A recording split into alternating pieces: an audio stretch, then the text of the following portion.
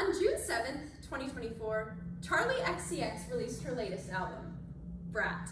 And it wasn't long before Brat had kicked off an entire trend. From TikTok dances, fashion aesthetics, and a hashtag with over 52,000 uses, to changing the political campaign of Kamala Harris, rest in peace, Brat is everywhere. All of these effects stemmed from the compelling lyrics and club-worthy beats of the album, featuring an obnoxiously green cover with a simple smudged Brat in the center. Brat the album, and Brat the aesthetic as a whole, is worthy of pop culture history books for its edgy and countercultural undertones. In fact, Myra Peralta, writing for Teen Vogue, states, "The image attached to Brat embraces elements traditionally considered anti-fashion, ugly even." So, if the point of Brat is to be ugly, then why have so many young men and women attach themselves to it? Which brings us to today's research question. How does Brat, the album, portray feminine identity? In order to answer this question, we'll turn to Nicholas Pappas, professor of philosophy at City University in New York, who defines what it means for an aesthetic to be anti-fashion in his article, The Naked Truth of Anti-Fashion Philosophy. This model is ideal because it examines historical examples of movements that focused on being countercultural and ugly, just like Brat. Today, we'll examine Pappas' model, apply it to Brat the album, and discover the implications. Girl, it's so confusing sometimes, trying to understand the concept of anti-fashion. First, let's talk about Pappas' model. In this article, he defines an anti-fashion movement as having three tenets: speaking for human equality, involving nudity, and a connection to religion. The first tenet of Pappas' anti-fashion model is that it speaks for human equality. He uses the color black as an example of anti-fashion pushing for equality, describing Philip the Good, Duke of Burgundy in 1419, who wore only black for 48 years of his reign. This symbolized him remaining outside the ever-changing discourse of fashion and trends, therefore denying social statuses and leveling out all people as equal. During the Duke's reign, people would wear certain colors in order to show off their socioeconomic status. By wearing black, the Duke was essentially renouncing his money, his power, and his position. The second tenet of anti-fashion, according to Pappas, is that it involves nudity. Now, this isn't nudity for nudity's sake. It is nudity to represent an openness and an owning of flaws. He uses the example of the ancient Greek Olympics, where all competitors and trainers were in the nude. The purpose of this was twofold. It symbolized being completely unarmed and open, and it made it so that if an athlete wasn't in peak physical form for his sport, everyone would know. Pappas asserts that nudity represents owning your flaws as part of your whole self, rather than trying to cover them up. The final tenet of anti-fashion that Pappas discusses is that all anti-fashion is connected to a religion.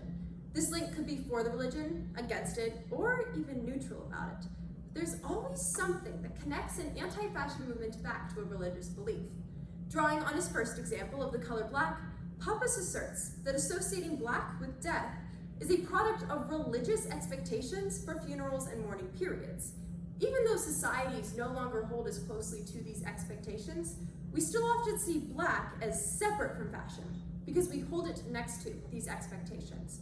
Pappas clarifies that black doesn't need to affirm or reject the mourning traditions. Rather, by simply referencing them, it draws power to itself as an anti-fashion movement. Now that we understand Pappas' anti-fashion model, we need to get back to Brat and identify how it embodies anti-fashion 365 days of the year. The first tenet of anti-fashion is that it speaks for equality, and Brat loves leveling out the playing field. I mean, Brat uses the most obnoxious green you will ever lay eyes on in your life. It's then overlaid by a blurry font. Brat's goal with this is to send a message that messy femininity is equal to every other type of femininity. In the midst of the clean girl aesthetic going viral, an aesthetic that demands completely slick hair with no strings, and makeup that doesn't look like makeup to men, Brat's goal with the color green and the smudge design of the album is to establish that all women are equal, regardless of aesthetic, fulfilling Pappas' first tenet. The second tenet of anti-fashion, according to Pappas, is that it involves nudity, and this is perhaps where Brat shows up the most. In the lead track, 360, Charlie sings "Baby T All Gone" as she's posing for photos and being so stylish. Then in the verses, she talks about looking in the mirror and liking what she sees. The entire Brat album campaigns for women to feel fully confident, exposing their flaws as part of their whole selves.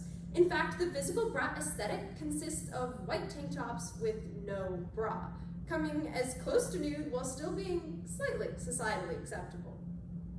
The final tenet of anti-fashion, according to Pappas, is a connection to religion. Brat has several lyrics that draw on religious symbolism. In the lead track, Charlie sings 666 with a princess streak, referencing the traditional sign of the devil.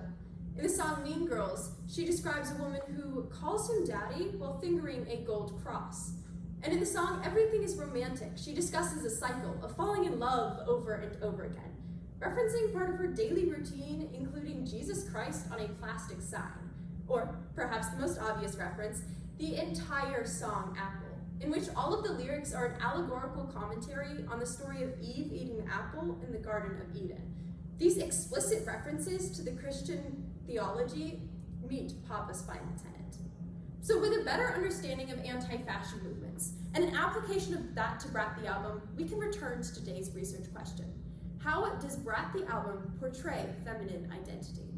The answer is that Brat uses its power as an anti-fashion movement to portray a true woman as a loud, unique, sexual being. While we might not think about it all the time, Brat's club classics have two implications. The first implication of Brat is that it's taken our first tenet, of fighting for equality, to an extreme. And that extreme has started to invalidate other aesthetics.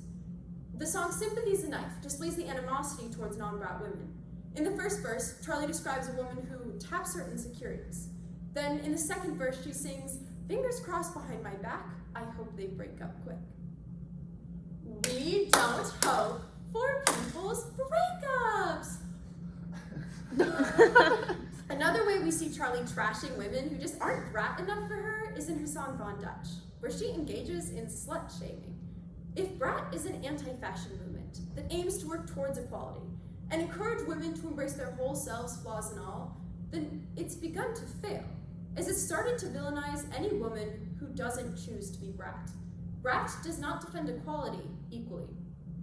The second implication of Brat is that the messages of sexuality it imparts has reached an audience too young to discern healthy sexuality from toxic sexuality. A special report by the American Psychological Association shares that girls listening to sexualized pop music leads them to view themselves as sexual objects, directly causing a rise in eating disorders, anxiety, depression, and body dysmorphia. And that is exactly what Charlie XCX and Brat are accidentally promoting. From the name Brat, with the overt connotation to a snotty little girl, layer in the lyrics encouraging nudity and sexual acts in clubs. Combined with the fact that Charlie's demographic is almost entirely young people on TikTok, and we've created the most popular trend of 2024, leading girls to view themselves as sexual objects.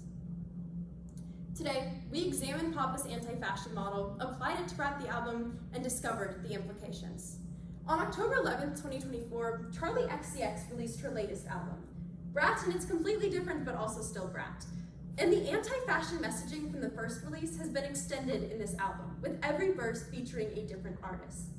The messages of anti-fashion that Brat imparts are continuing to evolve today, and they will continue to impact both the identity and the fashion choices of young women. So even though the hashtag Summer of Brat has technically come to an end, it's clear that the impacts of this anti-fashion movement cannot be contained to a trending hashtag.